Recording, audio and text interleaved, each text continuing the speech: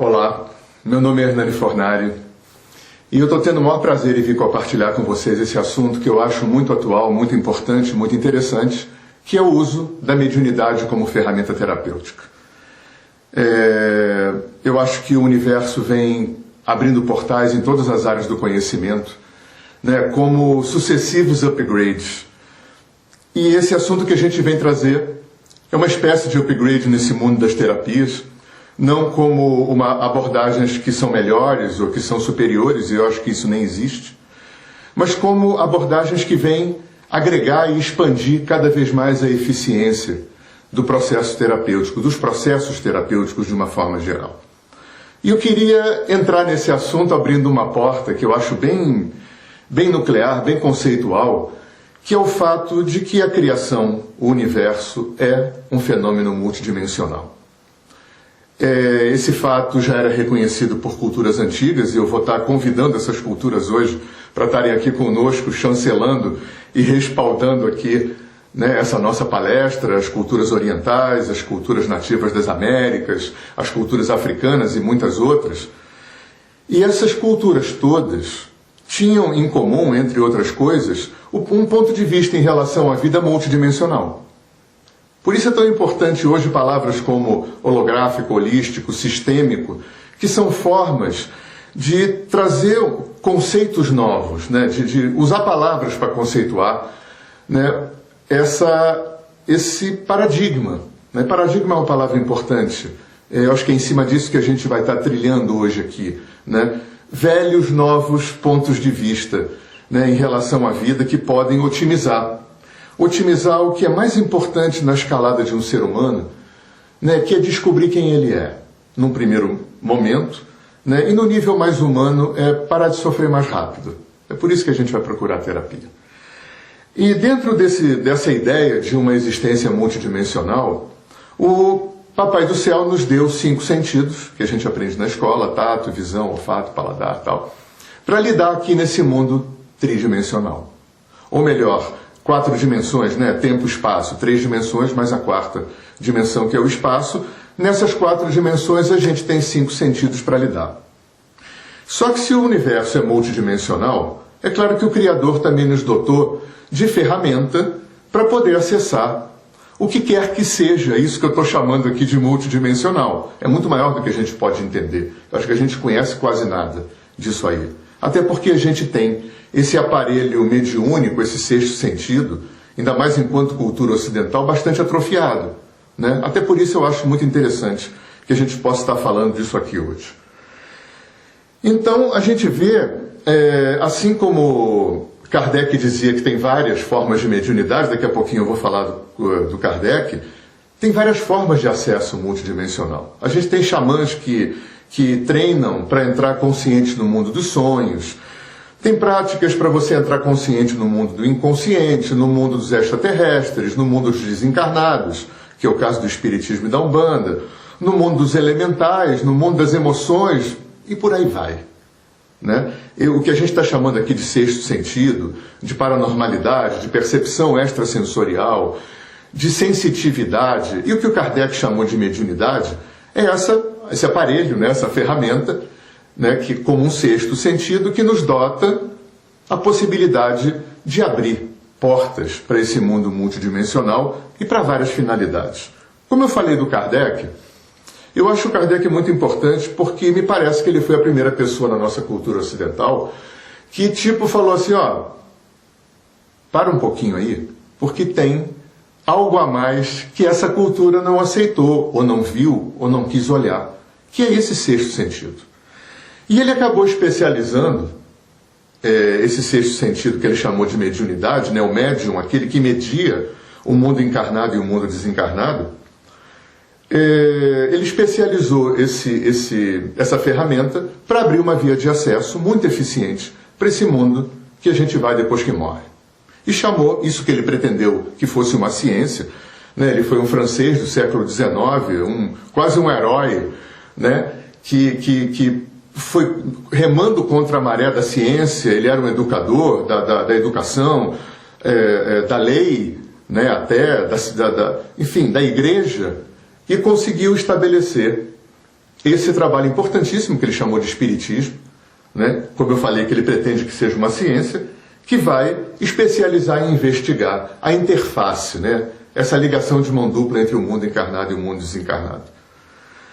É interessante, né, em relação ao Kardec e aos outros que eu vou falar depois, ocidentais, como todos esses que vieram, né, abrir esses portais, na verdade eles vieram fazer uma releitura de conhecimento que esses ocidentais já conheciam, né? O mundo nativo, o mundo africano, o mundo oriental já estava careca de saber que tinha um sexto sentido, que para onde se vai depois que morre, que existe reencarnação, que é possível abrir uma via de acesso para o mundo desencarnado. Mas é lindo, e eu vou estar desdobrando com vocês esse assunto agora, é lindo como a Gaia, né, a consciência planetária, foi na nossa cultura, atraindo essas culturas antigas para que elas fossem retraduzidas e que para que isso fosse expandindo o conhecimento e o entendimento e aprofundando o caminho do homem em relação ao que ele veio fazer aqui. Então a gente tem um Kardec na França e ao mesmo tempo, mais ou menos contemporaneamente, a gente tem um Freud, um médico austríaco, judeu, numa Áustria careta pra caramba, numa medicina psiquiátrica que mal conhecia o cérebro, que mal conhecia aquelas doenças que ela pretendia tratar. E esses gigantes, né, assim como Kardec, abrem em outra área portais gigantescos, né? É o homem que denuncia para o Ocidente o inconsciente, a libido, os complexos, as resistências, a transferência e tantas outras coisas, né, que enraizam no planeta um novo entendimento. Tanto que outros dois gigantes que vieram depois, como Jung e Reich, que vieram trazer conceitos e abrir portais muito importantes também, não negaram o mestre, né, trabalharam em cima desse enraizamento que Freud trouxe. E é bonito você ver, como eu estava falando antes, que esses conceitos que o Freud trouxe e que Jung trouxe depois, como self, inconsciente coletivo, arquétipo, os conceitos que o Dr. Reich trouxe depois, como a descoberta do orgon, o entendimento da relação das emoções com o corpo, com os músculos, tudo isso, essas culturas antigas já conheciam profundamente. E é lindo que tudo isso tenha vindo de uma forma reescrita, relida por esses gigantes, né, compondo uma teia. Né? E vocês querem ver como essa teia continua sendo composta? No início do século XX, os cientistas de ponta, que estão estudando o menor mundo da matéria, descobrem que no mundo subatômico a realidade funciona totalmente diferente do que Newton ensinou.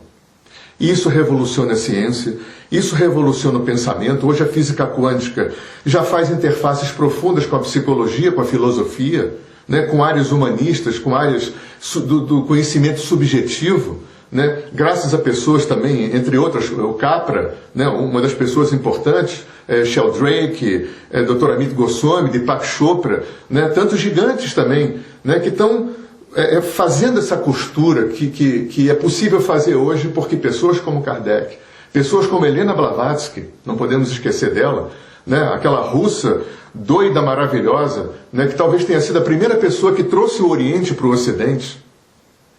E se a gente tem uma visão mais distanciada, é muito claro essa teia. Né? Vem o Kardec na Europa, vem o Freud, que gera outros gigantes, como eu falei, como Jung, como Reich, como tantos outros, até chegar na psicologia transpessoal, que é isso que a gente está fazendo aqui, em última análise. E a física quântica que vem, Jung, por exemplo, Jung estava profundamente linkado, profundamente acompanhando esse movimento dos físicos daquela época. E isso vai tecendo uma história até que chega no que eu chamo de invasão do Oriente, no Ocidente, nos anos 60 e 70. Né? As pessoas da minha geração aqui no Brasil, quem não lembra das primeiras academias de yoga, dos primeiros restaurantes macrobióticos, dos primeiros acupunturistas e massoterapeutas de shiatsu, hoje está aí. Né? Quem ainda, infelizmente, não a massa miserável, mas felizmente a classe média formadora de opinião. Esse mundo oriental já faz parte da nossa vida, né? Teve até novela da Globo, há uns anos atrás, sobre a Índia. Quem nunca ouviu falar ou experimentou yoga, macrobiótica, budismo, chakras, shiatsu, acupuntura, meditação? Está tudo aí, né? Já faz parte do nosso mundo. E nos anos 70, 80, 90 aqui no Brasil, a gente começa a ter uma outra invasão, que é o que a gente chama de xamanismo. Né? E xamanismo é uma palavra que é um balaio de gato, que cabe gente pra caramba. Né? Você coloca aí os povos nativos das Américas, os povos da África, você coloca os povos do leste europeu, Oceania, Havaí, o norte do planeta, e se forçar um pouquinho a barra, medicina chinesa, Ayurveda e Yoga também é xamanismo. Então, por que será que esses povos antigos, né, têm que invadir a nossa cultura e trazer o quê? Né? A primeira coisa que me toca, que eu acho que é o que vem ser dito, é desmontar certos paradigmas que norteiam a nossa história desde então. Né? Talvez como quem vem dizer, ok, não, Deus não é alguém que criou o mundo em 7 dias, saiu daqui, um anjo caiu, virou Satanás, tem uma briga do bem contra o mal e Deus está em algum lugar que não é aqui, que aqui é um lugar que, por favor, saia rápido, aqui é um mal necessário, e se você cumprir o book direitinho, a divindade pode ou não é eterno, né? Te aceitar lá no paraíso. Olha só como é pesado. E aí você é alguém que é culpado e pecador de nascença, que tem uma vida para cumprir o book e Deus te aceitar ou não. Parece brincadeira, gente, mas a gente ainda circula dentro disso, porque 2000 anos que isso está infiltrado no inconsciente coletivo da nossa cultura. E quando eu não sou nem tenho, eu sou culpado e pecador de nascença, e a divindade nem está aqui, e cuidado, tem um Satanás fungando no seu cangote, caramba, o que eu vou fazer? Procurar fora. Esse é o movimento que a nossa cultura fez. Procurar fora. E aí eu vou me ancorando. Eu vou me ancorando em tudo. Me ancoro no trabalho, me ancoro no casamento, me ancoro nos filhos, me ancoro porque não me ensinaram que eu tinha dentro tudo que eu precisava. E procurar fora é uma forma de não encontrar. Mas foi o que a gente soube fazer até agora. Então uma coisa importante que eu acho que essas culturas vêm dizer é ok, você não é culpado e pecador de nascença. Você é perfeito, você é completo, você é Deus, seja lá como se entende isso, eu não estou aqui para conceituar nada. Né? Você é Deus, só que você não sabe. Então acho que a primeira coisa que as culturas orientais vieram fazer de importante foi fazer esse upgrade. Ok, bacana, não sou mais culpado e pecador de nascença, agora eu sou só ignorante. Continua difícil, mas a minha autoestima melhorou bastante. Porque quem quer que seja Deus, antes de mais nada, está dentro de mim. E esse Deus dentro de mim, que me conhece melhor do que eu, sabe exatamente o que eu preciso passar, experimentar, testar e aprender, para poder descobrir quem eu sou. Então, não preciso de Satanás nenhum, não é verdade? Não precisa de luta do bem contra o mal. O que existe em mim é resistência. Então, quem quer que seja Deus dentro de mim, também está providenciando os obstáculos.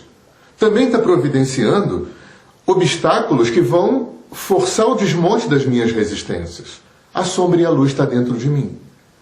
Paulo de Tarso falava do Satanás que existe dentro de mim. O Satanás é a minha resistência em olhar para o que tem que ser olhado. Então, eu acho que essa é uma forma antiga e moderna que está sendo trazida para o âmbito das terapias, com palavras modernas, ressonância, sincronicidade, né? Se a criação é um fenômeno multidimensional, é uma grande teia inteligente. E aí a gente vai cair numa palavra, eu vou voltar lá para o Kardec daqui a pouco, a gente vai voltar numa palavra, vai entrar numa palavra que é o animismo. Se pegar um dicionário de português, está lá, animismo vem de ânima, alma. Animismo é considerar que tudo compartilha a mesma alma e que tudo é vivo e consciente. Olha que bacana. E exatamente isso o que dizem as culturas antigas. Que além da criação ser, isso como eu disse no início, um fenômeno multidimensional, né, subjacente a essa multidimensionalidade, transcendentemente a essa multidimensionalidade, tem uma única alma, um único inconsciente, um único espírito, uma única mente universal, do qual todos nós somos muito mais do que partes. Né? O princípio da holografia é muito interessante, cada parte contém o todo. E essa aparente individualidade que nós somos contém o todo. Os elementos químicos do universo estão todos aqui. Né? Todas as potencialidades universais estão dentro de nós de forma latente. Então somos uma grande teia funcional, né, que caminha toda ela no sentido da realização de quem se é. Né? Todo o universo trabalha nesse sentido. Então, a gente pode dizer que essas são pontos de vista, são terapias animistas. E principalmente quando a gente entra no âmbito kardecista, né, Kardec, quando teve esse insight do sexto sentido, que ele chamou de mediunidade, ele percebeu que esse canal mediúnico tinha capacidade de entrar em contato, incorporar, vamos chamar assim, né, uma outra pessoa, que está em outro plano, desencarnado, e também tinha capacidade de incorporar mediunicamente os seus próprios conteúdos psicoemocionais. Tanto que animismo ficou uma palavra um pouco maldita, vamos colocar assim, no meio espírita e no meio umbandista, porque, é claro, se eu vou emprestar o meu canal para um outro ser humano que está desencarnado se manifestar, convém que eu interfira o mínimo possível. Então esse é o fio da navalha do médium. Ao mesmo tempo que ele não interfere, ele está totalmente consciente. Porque é através dele, através desse conjunto de memórias, experiências, todo o acervo cultural, intelectual, genético, kármico que esse médium tem, é através dali que vai se manifestar aquele outro ser humano. Eu, infelizmente, me perdoe, eu não me lembro o autor, mas um autor espírita, nas minhas leituras e pesquisas, ele dizia que um treinador experiente de médiuns não sufoca a manifestação anímica no início do processo de treinamento, coisa que acontece em muitas casas com muitos treinadores, né? Não pode, isso é animismo, você tem que treinar, abrir o seu canal para uma outra consciência. Mas o que esses autores, e o Kardec com certeza percebeu, é que antes de ajudar um ser humano eu tenho que limpar o meu. E que bacana que no começo do treinamento de um processo de um médium, no aprendizado, a primeira coisa que venha é o seu próprio material. Né? O que o Kardec, não sei se não sabia ou não deu para falar, é que essa captação mediúnica do material anímico, né, do material psicoemocional consciente e inconsciente, pode ser feito também com uma outra pessoa. Então esse é o objeto do nosso papo aqui, porque esse tipo de procedimento é que tem aflorado de 10, 20, 30 anos para cá. Mediunidade como ferramenta terapêutica. E o Kardec até cunhou um termo para isso. Ele chamou isso de medianimidade ou medianimismo. A faculdade de captar mediunicamente conteúdos psicoemocionais conscientes e inconscientes. Em princípio ele achava que era só do próprio médium. Eu vou entrar aqui no assunto para ficar mais divertido um pouco, contar algumas histórias de escolas que se criaram em função dessa perspectiva, né? Muito interessante, porque a gente tem aquela coisa, quem inventou o avião primeiro, né? Os irmãos Wright ou Santos Dumont, talvez tenha sido ao mesmo tempo, porque o universo, quando libera upgrades, né, para expandir mais e mais o conhecimento e a consciência do planeta, isso vem em vários lugares, isso não é prerrogativa, não é privilégio de ninguém. Então o que a gente percebe é que essa ideia da mediunidade não só, e é aí que eu quero chegar, não só como via de acesso a esse material psicoemocional, mas também como ferramenta de desinstalação. Porque senão seria só um fenômeno, né? A gente vai lá, acessa o seu mundo, descreve para você, ou sei lá o que, e fica nisso. Né? Então o processo é o acesso e a resultante do acesso. Né? Eu vou fazer uma analogia aqui dentro do mundo espírita que eu acho muito interessante. Quem conhece uma mesa de desobsessão kardecista, por exemplo, né? Tem um médium que vai incorporar o obsessor que vem com o irmão encarnado, tem um médium doutrinador, e aí o médium que incorpora o obsessor, incorpora o obsessor, né? O irmão desencarnado que está acoplado no irmão encarnado, ali numa simbiose evolutiva. E a primeira coisa que acontece quando o médium incorpora um espírito obsessor, a primeira coisa, antes de mais nada, é a desinstalação. Quando o espírito obsessor está falando através da boca do médium, ele não está mais acoplado no irmão encarnado. E aí o doutrinador vai fazer aquele trabalho, que é conversar com aquele irmão, Mostrar para ele que a vida pode ser melhor vivida, oferecer uma escola, um hospital, um lugar bacana para ele ir para se descolar daquela coisa e continuar a caminhada dele. O Kardec foi muito claro quando falou que a obsessão é um fenômeno evolutivo para os dois. Então a ideia é essa desinstalação, né? E a primeira historinha que eu quero contar em relação a isso é da pessoa que canalizou o trabalho que eu faço do alinhamento energético. O Aloísio Delgado Nascimento nasceu no estado do Rio, faleceu em Curitiba em 2002, e porque ele era agrônomo e farmacêutico, ele andou pelo Brasil inteiro, na Amazônia, andou pelo sul do Brasil, e esse interesse fitoterápico levou a que ele tivesse uma vivência longa com os índios. Ele, durante 10, 15 anos, ele interagiu com índios de todo o Brasil, e além dos conhecimentos fitoterápicos que ele angariou, ele percebia que quando um índio doente chegava no pajé, o pajé atendia os sintomas com aquela tecnologia de índio que a gente conhece, as danças, os cantos, as maracas, os tambores, as ervas, as fogueiras, aquela coisa toda. Mas que o pajé sempre ia fazer uma prospecção com o que seria um sexto sentido, ao que seriam inconscientes, como quem pergunta, o que aconteceu na tua vida, em algum momento, nessa ou em alguma vida, ou em alguma geração, que hoje está aparecendo aqui, como um sintoma, né? Ou como uma doença física, uma patologia social, uma dificuldade emocional, uma dificuldade profissional, seja lá o que for, né?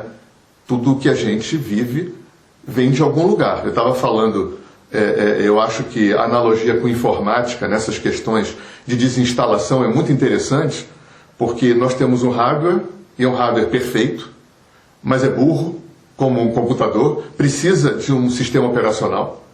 E o nosso sistema operacional é estar vivo, que ainda é melhor do que o Windows. E que precisa instalar o quê? Software. E o que é software na nossa história? É a resultante psicoemocional de tudo que a gente vive e viveu. O que é uma resultante psicoemocional? É a junção do que eu senti com a experiência e como eu suponho que a experiência foi. Esse conjunto dá um software, né? No nosso trabalho de alinhamento energético, a gente vai chamar, por exemplo, isso de corpo energético. No trabalho de psicotranse, que eu vou falar daqui a pouco, do Dr. Eliezer Mendes, ele vai chamar isso de subpersonalidade. São unidades, subunidades de mim, subunidades experienciais de mim. As que foram bacanas, né? Vamos lembrar daquela história, né? Quem quer que seja Deus mora dentro de mim, me conhece melhor do que eu, e atrai as experiências, os testes, né? Todas as provas e aprendizados que eu tenho que passar. Alguns eu dou conta, outros eu não dou conta. E o que eu não dou conta fica na lista de pendência. Tudo que eu não dei conta em vidas passadas, né? Se eu acredito em vidas passadas, fica na pendência, né? Pula para outra vida para aqui, né? Se fui eu que atraí o aprendizado, eu nem sou super-homem, não estou aqui para dar conta de tudo mesmo. O que eu dou conta se acopla como um bom software, aquilo que eu não dei conta fica funcionando como bug, como vírus, até que eu dê conta, até que eu olhe para aquilo, aprenda o que eu tenho que aprender com aquela experiência. Da mesma forma que a gente sabe hoje, principalmente através das constelações familiares, é que da mesma forma que tudo que eu vivi numa vida passada, que eu não aprendi, ficou na pendência e pula para essa, tudo que numa geração não se olhou, não se integrou, não se aprendeu, não se curou, pula e pula para gerações seguintes, até que alguém se oferece, né, em geral em níveis inconscientes, para poder catalisar a cura daquela história ali. Então esse princípio da desinstalação, né, essa percepção de que isso acontece no centro espírita, e o Aloísio teve essa percepção, né, a partir daí ele construiu esse trabalho, a partir daí muitos trabalhos similares se constroem, né, a partir dessa ideia do acesso e da desinstalação. Eu falei aqui do Dr. Eliezer Mendes, eu queria contar um pouquinho a história dele. Ele não tinha nada a ver com o mundo esotérico, ele era um médico baiano, de formação evangélica. E ele teve um insight, certa feita, de levar para um sanatório onde ele trabalhava na Bahia, Ialorixás de Candomblé, para poder tratar os médiuns. E as Ialorixás de Candomblé, as filhas de santo, em função da sua matriz, as primeiras coisas que elas acessavam daqueles doentes eram obsessores, né? A primeira camada, e durante muito tempo o Dr. Eliezer levou essas médiuns para limparem os obsessores dos doentes. Num segundo momento ele percebe que vem material de vidas passadas também, de experiências passadas, quer dizer, ele até teve uma certa dificuldade em lidar com isso, em função de ser um cientista, de ser um médico e de formação evangélica, mas ele respeitava e ele acolhia aquele movimento. E a partir de um certo momento ele percebe que vidas passadas e obsessores também são efeitos de uma causa que está no software, que está na vida psicoemocional consciente e inconsciente do ser humano. A partir desse momento ele dá o nome do trabalho dele de psicotranse, dispensa as filhas de santo, começa a ensinar os enfermeiros, começa a ensinar os loucos, como ele chamava, os meus loucos, que se curavam. Ele mesmo diz na literatura dele, que já está esgotada, infelizmente, que ele não sabe explicar como nem porquê, mas que ele tinha vários casos de cura considerados incuráveis. Muitos casos de esquizofrenia, psicopatologias em geral, psicoses, doenças desse jeito. Eu pessoalmente conheci uma pessoa que foi assistente dele, trabalhou muito tempo com ele, e conheci uma ex-louca que se curou e se tornou terapeuta de psicotranse do Dr. Eliezer Mendes. E as percepções, obviamente que dentro de outros nomes, de outros paradigmas, a sacação dele foi exatamente a mesma.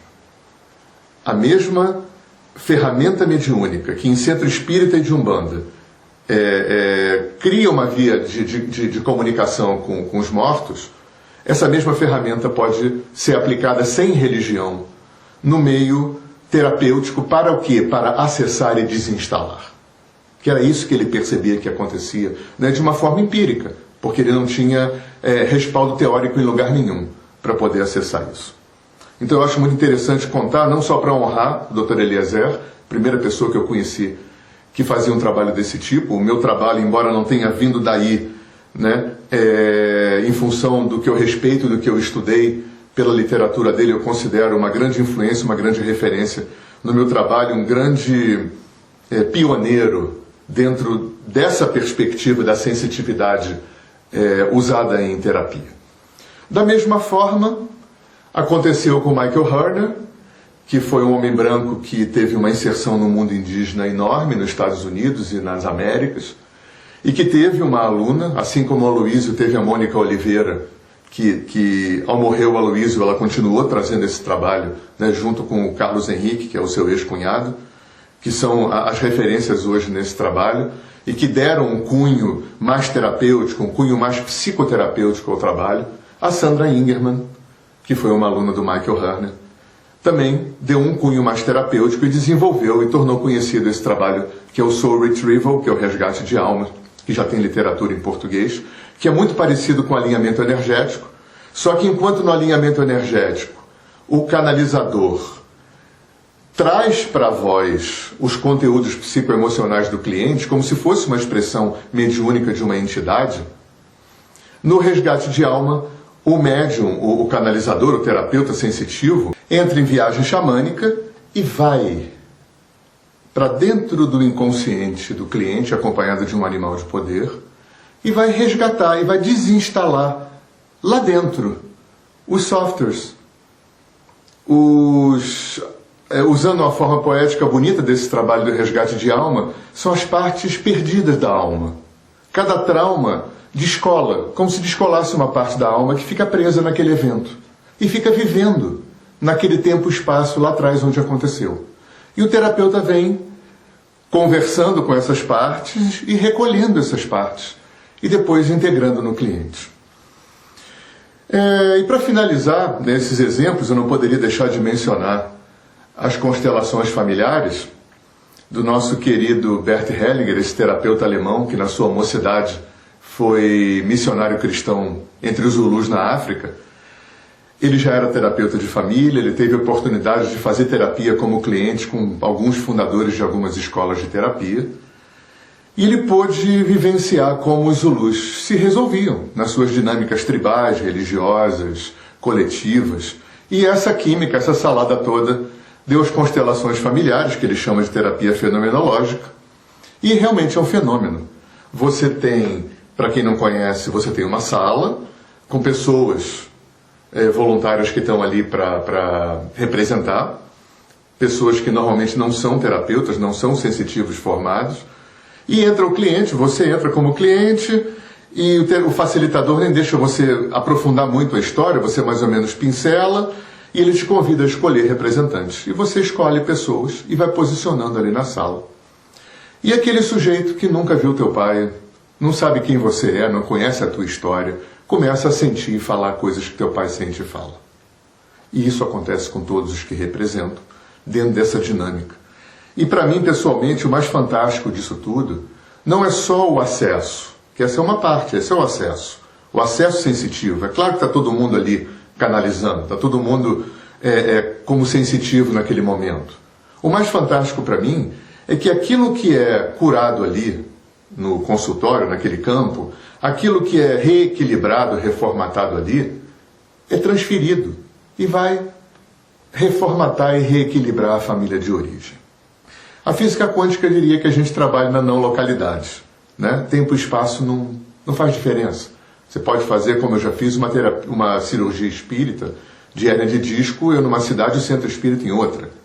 Frequentemente nós fazemos trabalhos de alinhamento energético para pessoas que estão em outro lado do mundo. E os feedbacks são fantásticos, porque não depende de tempo e espaço. Então essa é uma grande característica também desses tipos de trabalho. E eu queria finalizar aqui a nossa conversa falando do termo canalização, né? A palavra canalização, que se eu não me engano, vem de Sedona, nos Estados Unidos, que é um grande polo onde nos anos 70, 80 começaram a surgir as mensagens canalizadas dos seres de luz. Então, até um certo ponto, canalização é uma palavra que se refere a receber de forma sensitiva mensagens dos anjos, dos seres interplanetários de luz, da fraternidade branca. E com o Aloísio, e isso depois a gente veio perceber em outras escolas também, canalização também passou a significar usar a ferramenta mediúnica para acessar e transmutar material psicoemocional de uma outra pessoa. O Dr. Eliezer Mendes, do Psicotranse, né, eu esqueci de falar esse detalhe, ele também cunhou uma palavra muito interessante para isso, que ele chamou de transidentificação. Então aqui nós fazemos canalização, transidentificação, ou como quis o Kardec, medianimidade, né, que foi o tema da nossa palestra, o uso do sexto sentido da mediunidade como ferramenta terapêutica. Eu agradeço muito a participação nesse evento, eu agradeço muito a escuta de vocês e me coloco à disposição através dos livros, do site, do nosso e-mail, tirar qualquer dúvida, né, dar qualquer suporte que for necessário. Eu agradeço muito. Um abraço para todos.